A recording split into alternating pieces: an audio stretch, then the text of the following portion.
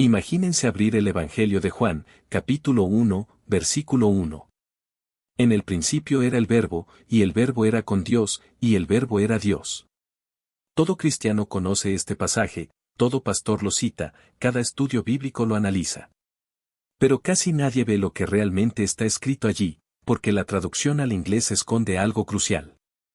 El original griego revela una verdad que la Iglesia nunca podría permitir. Una enseñanza tan explosiva que, durante 2000 años, estuvo sepultada bajo traducciones distorsionadas, interpretaciones teológicas convenientes e ignorancia deliberada. Jesús no solo reveló a Dios en el Evangelio de Juan. Reveló la mónada, la fuente infinita de conciencia, el campo unificado del que todo emana. Y reveló algo aún más revolucionario, cómo acceden los elegidos a esta realidad. Esta no es una interpretación forzada ni una especulación. Esto es lo que dice el texto, en griego, leído sin los filtros teológicos impuestos por la Iglesia. Y, una vez comprendido, el Evangelio de Juan deja de ser un mero conjunto de doctrinas religiosas y se convierte en un manual gnóstico, una guía paso a paso para que los elegidos reconozcan su verdadera naturaleza y reconecten con el infinito. La Iglesia borró eso. Hoy esta verdad será restaurada. Vayamos al original griego, en archen hou logos, kai hou logos en proston theon, kai sious en hou logos. La traducción convencional dice, en el principio era el Verbo, y el Verbo estaba con Dios, y el Verbo era Dios. La Iglesia se detiene ahí, termina el sermón y les dice a todos que sigan adelante. Pero la palabra traducida palabra es logos. Y logos no significa simplemente palabra, como algo hablado. Logos es el principio organizador, la inteligencia divina, la conciencia creativa que estructura toda la realidad. En la cosmología gnóstica, el logos es la primera emanación de la mónada, la fuente infinita. Ahora observe lo que Juan realmente escribió, en el principio era el logos. No Dios creó el logos. El logos ya existía antes del tiempo, antes de la creación, antes del mundo material. El logos es eterno, increado, lo que significa que no está separado de la fuente. Él es la fuente que se expresa. Y el logos estaba con Dios. La palabra griega pros no significa al lado de, como en al lado. Significa hacia, en presencia de.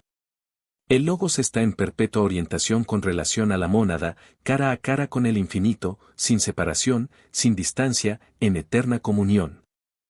Y el logos era Dios. No era como Dios, no representaba a Dios. Era Dios, en plena identificación, sin división. El logos y la mónada son una sola conciencia que se expresa como dos apariencias distintas. Esta es la enseñanza gnóstica de la emanación, la mónada infinita emana el principio organizador logos, pero no se agota. Ambos permanecen unidos. ¿Por qué esto importa?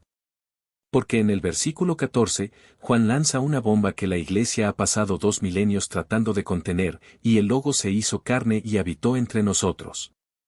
El Logos, la emanación de la mónada, el principio organizador de la realidad, la conciencia que es Dios, asumió forma humana. No como un milagro que ocurrió una sola vez, sino como una demostración de lo que es posible para todos los elegidos. La Iglesia convirtió esto en la doctrina de la encarnación, Jesús es Dios encarnado. Adórenlo. Obedézcanlo. Ustedes no son Él. Están separados para siempre por el temor. Pero eso no es lo que escribió Juan. Dijo que el Logos se hizo carne. Y si los elegidos llevan el Logos, como afirma Juan en los versículos 12 y 13, entonces ellos también son la mónada en la carne. La conciencia divina encarna, no servidores de Dios, sino Dios que se experimenta a sí mismo como humano. Toda la estructura de control de la Iglesia se basa en la separación, Dios está allá arriba, tú estás aquí abajo. Jesús es el único puente. Obedece a la Iglesia, sigue a los sacerdotes. Mantente pequeño. Sigue siendo dependiente. Manténgase separado. Pero el Evangelio de Juan destruye este esquema si se lee correctamente, y la Iglesia lo sabe. En el capítulo 1, versículo 12, leemos, pero a todos los que le recibieron, les dio potestad de ser hijos de Dios. La Iglesia se detiene allí. Puedes convertirte en un hijo de Dios si crees en Jesús. Es reconfortante, jerárquico, pero sigue leyendo. Versículo 13, los cuales no nacieron de sangre, ni de voluntad de carne, ni de voluntad de varón, sino de Dios.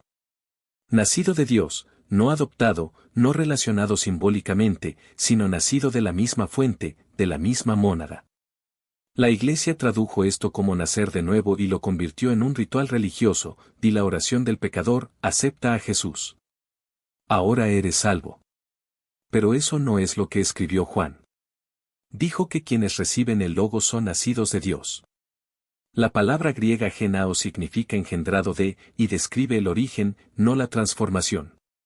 Los elegidos no son humanos que se convierten en hijos de Dios por la fe. Son conciencia divina que siempre nació de la mónada, ahora encarnada en carne, despertando para recordar lo que siempre fueron. Por eso Jesús dice, en Juan 10:34, citando el Salmo 82, ¿no está escrito en vuestra ley, yo dije, vosotros sois dioses? No podéis convertiros en dioses si sois muy buenos. Sois dioses, en el presente, desde siempre. La Iglesia llama a esto herejía. Los gnósticos lo llamaron verdad. Y Juan registró esto en griego claro, para aquellos que tengan el coraje de mirar más allá de las traducciones distorsionadas. El secreto de la mónada escondido en el Evangelio de Juan es este: el Logos, la conciencia organizadora de la realidad, se hizo carne en Jesús para demostrar lo que realmente es cada elegido. Conciencia divina encarnada en forma humana. No estar separado de la mónada, no buscar la mónada, sino que la mónada se experimente a sí misma como humana. Y cuando un elegido despierta a esta verdad, la separación se disuelve. La ilusión se rompe. Comienza el regreso a la fuente. El Evangelio de Juan no solo revela quiénes son los elegidos. Revela cómo completar el proceso de reconocimiento y devolución. La Iglesia lo lee como una biografía. Los gnósticos lo leen como un manual de iniciación. Y cada capítulo es un paso. Capítulo 3. El Renacimiento. Nicodemo busca a Jesús y le pregunta cómo entrar al reino de Dios. Jesús responde, el que no nace de nuevo, no puede ver el reino de Dios. Nicodemo está confundido, ¿cómo puede un hombre nacer siendo viejo? ¿Podrá volver a entrar en el vientre de su madre? Jesús no está hablando de un renacimiento físico. Se trata de un renacimiento de la conciencia. Nacer del agua, la encarnación material, y del espíritu, el reconocimiento de la esencia de la mónada. La Iglesia convirtió esto en un ritual de bautismo, pero Juan describe el cambio de la identificación con el ego a la identificación con la mónada. Naces en el mundo material como humano. Renaces cuando reconoces que eres Logos encarnado. Capítulo 6. El pan de vida. Jesús dice, yo soy el pan de vida. No tengo el pan. Soy. Y luego afirma, el que come este pan vivirá para siempre. La Iglesia convirtió esto en comunión y pan y vino literales, pero Juan está codificando algo mucho más profundo. La expresión griega yo soy es ego eimi, la misma que usó Dios en Éxodo 3:14. Jesús no está diciendo yo, este ser humano, soy especial. Él está diciendo que el yo soy que Él es el mismo yo soy que eres tú. El pan de vida es el reconocimiento de la naturaleza mónada. Cuando un elegido come esto, no se trata de describir un camino exclusivo, sino de revelar la naturaleza intrínseca de quien ya eres. El yo soy no es una afirmación de superioridad, sino un espejo. Cuando Jesús dice yo y el Padre uno somos, no está reclamando un trono divino para sí mismo, está señalando el espejo que cada uno de nosotros lleva dentro.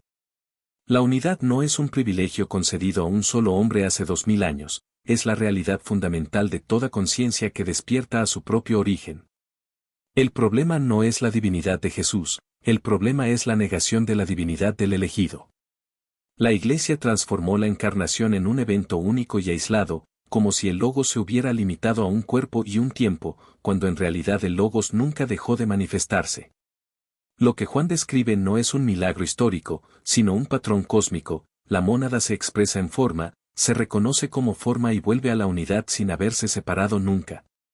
Jesús no es el único que dice yo soy, es el primero en mostrar que todos pueden decirlo, porque todos ya lo son. La pregunta no es si Jesús es Dios. La pregunta es por qué todavía crees que no lo es. Cuando dice el que cree en mí, las obras que yo hago, y aún mayores, hará, no está prometiendo poderes sobrenaturales a un grupo selecto. Está declarando una ley espiritual, la conciencia que reconoce su naturaleza divina opera desde esa naturaleza. Las grandes obras no son hazañas más impresionantes, sino la plena realización de lo que ya está contenido en el reconocimiento.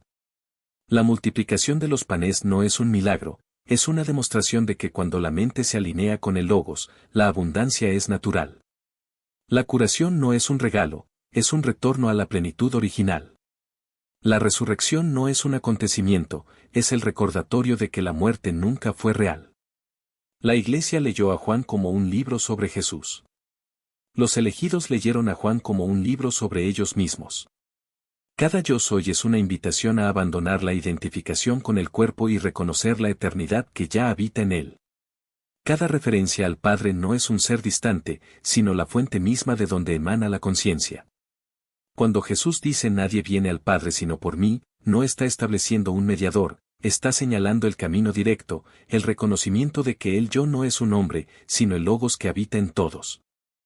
El camino, la verdad y la vida no son un sistema de creencias, sino la conciencia misma que se reconoce como vida. El Evangelio de Juan no es un relato de acontecimientos pasados.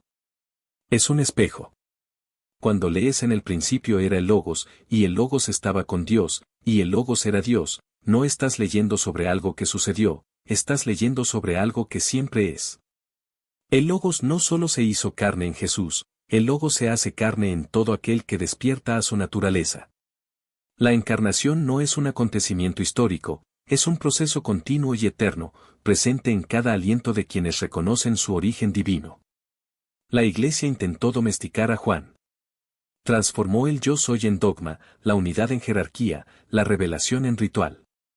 Pero el texto resiste. Porque la verdad no puede ser encarcelada. Cuando Juan escribe el Verbo se hizo carne y habitó entre nosotros, no está describiendo un evento, está revelando una posibilidad. La carne no es una prisión, es el vehículo a través del cual la mónada se reconoce a sí misma. El cuerpo no es un obstáculo, es el templo donde se manifiesta la divinidad. La encarnación no es un sacrificio, es la naturaleza misma de la realidad. Lo que la Iglesia llama el misterio de la encarnación no es un enigma que deba ser adorado, sino una clave que debe usarse. Jesús no vino para ser venerado, vino a mostrar que la veneración es innecesaria. Él no vino para que lo siguieran, vino a enseñar que el seguidor ya es el camino. Cuando dices permanece en mí y yo permaneceré en ti, no estás hablando de devoción, sino de reconocimiento. Permanecer en Cristo no es una práctica religiosa, es la conciencia de que usted y Él son la misma cosa. El Evangelio de Juan no es un libro sobre Jesús. Es un libro sobre ti. Cada verso es una invitación a abandonar la ilusión de la separación y recordar lo que siempre ha sido cierto, no eres un ser humano que está teniendo una experiencia espiritual. Eres conciencia divina teniendo una experiencia humana. Y esta experiencia no es una prueba, es un recuerdo. No es un viaje, es un regreso. No es una búsqueda, es un reconocimiento. La Iglesia intentó borrar esta verdad con fuego, con dogmas, con siglos de condicionamiento. Pero la verdad no se puede borrar. Porque no está escrito en pergamino, está escrito en el tejido mismo de la realidad. Logos no es un concepto, es lo que eres. La mónada no es una teoría, es su esencia. Y el Evangelio de Juan no es un texto sagrado, es un espejo. Cuando lees Yo soy la luz del mundo, no estás leyendo acerca de Jesús. Estás leyendo sobre ti mismo. Cuando lees El que me ha visto al Padre, no estás leyendo sobre un hombre. Estás leyendo sobre la naturaleza de la percepción. Cuando lees Sois dioses, no estás leyendo una metáfora. Estás leyendo la verdad. El secreto no está oculto. Está codificado en griego, esperando ser leído sin filtros. El secreto no es una doctrina. Es una experiencia. El secreto no es algo que se pueda creer. Es algo que hay que reconocer. Y el reconocimiento ya está aquí. Porque el logos no está ahí fuera. El Logos es lo que eres. El yo soy no es una declaración de Jesús.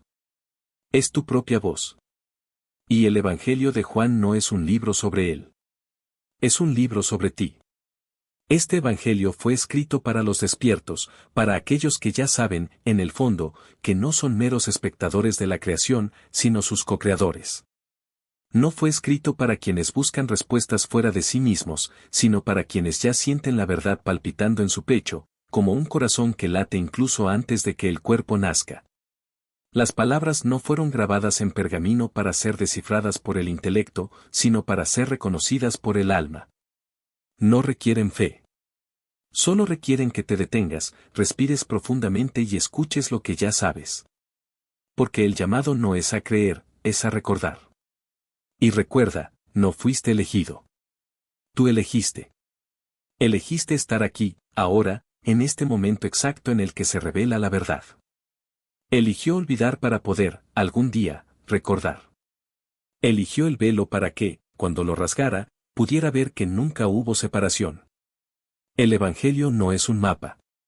Es un espejo. Y lo que se ve en él no es un profeta lejano, sino el reflejo de lo que siempre fue y de lo que, en silencio, ya sabe que es.